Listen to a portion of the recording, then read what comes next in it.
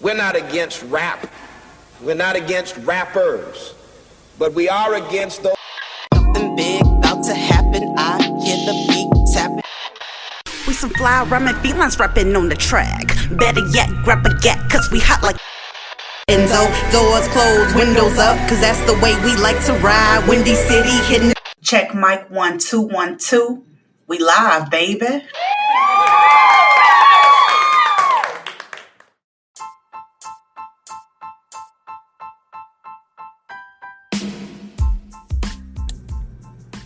Hey Chicago, and welcome back to Speak Your Mind Radio. I'm your hostess with the mostest, Queen Star, aka Miss Hip Hop. And good morning to all out there, you know. Today I want to share an article that I recently read. Alright, so the 94-year-old Scottish veteran actor Stanley Baxter recently opened up about his sexuality in his tell-all book entitled The Real Stanley Baxter. And he also discusses the impact it had on his relationship with his wife, Maura Robertson. Alright, now, y'all go get y'all popcorn out for this one because it's going to be a good one, honey. Okay, but first, let me explain who Stanley Baxter is as an entertainer. Baxter started off his career as a child actor on BBC Scotland and is well known for comedy TV shows like The Stanley Baxter Show in the early 80s, where he often dressed up as women in many of his skits, such as most comedians do, like Tyler Perry or Martin Lawrence from the 90s. And he also had a kids TV series called Mr. Majiha. Now, let's get back to this book. In this book, he reveals that he spent his entire career hiding his true sexuality and discusses the impact that it had on his marriage. Baxter and Maura had a unique relationship, yet a common situation. Baxter stated he broke it off with Maura when she told him that she wanted to get married, because he just knew it wasn't possible, so he tried to flee the situation before it escalated any further by ending the relationship. But Maura was left devastated and heartbroken. He then told her the reason he ended it was because he preferred the company of other men, his real sexual desire. I mean, how can any woman be married to someone she knows is outright gay, right? Well, Maura was saddened that she threatened to take her own life by jumping out of a window. So what did Baxter do? He gave in and married her anyway. So lucky. Then they made when they got married, they made a pact that allowed Baxter to bring home men with her blessing as long as he put a ring on it. Lucky for him, his wife was extremely understanding, letting her husband go in the opposite room in the house to sleep with random men, who Baxter couldn't seem to go long periods without. Baxter always thought that his sexuality would ruin his career, but the secret weighed heavy on not only their relationship, but Maura's mental health. Over the course of their marriage, she developed schizophrenia and died in '97 of a drug overdose. That's when Baxter started to fold away from the showbiz almost completely. He says that he never wanted to be gay, and he still doesn't.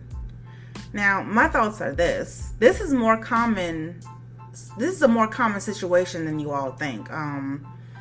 All women, they either know that they man gay, or they find out eventually and still end up staying with them for fear of appearing alone, you know? Maura was very depending on the title of being a wife more than being the wife that she thought she could be.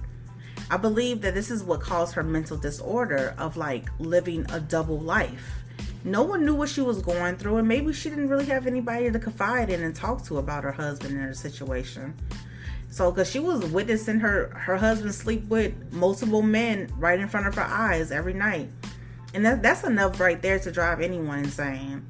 But the situation is more, like I said, more common than you ever thought, you know?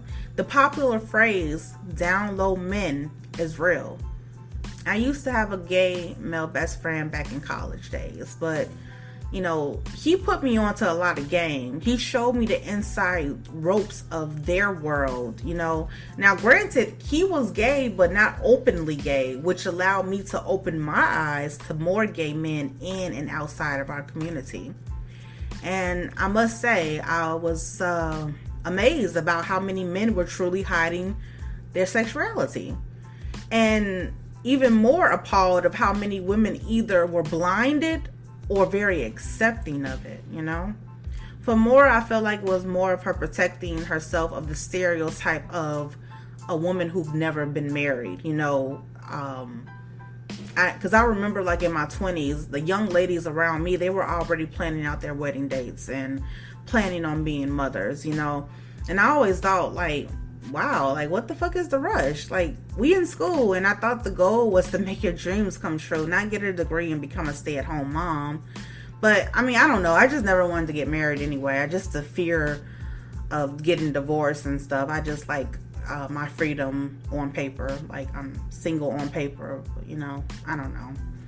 But anyway, I just, you guys, this story to me, when I heard it, it just sounded like a very tragic love story, you know, of how women choose to lose themselves for the sake of their partners, which is why you never go into a relationship 50-50. You must be whole, so your partner must be whole too, or whoever you choose. But I also think that it's beautiful that finally that Stanley Baxter gets to walk in his truth before he leaves this earth. The man is 94 years old. I mean, I feel like we all should be able to walk in our truths without getting judged or stones thrown at us, you know? So kudos to you, Stanley Baxter. Thank you for the good feedback. Okay, so you guys, tell me your thoughts in the comment section of my Instagram page at Speak Your Mind Radio. And I'll see you guys next time. Peace out.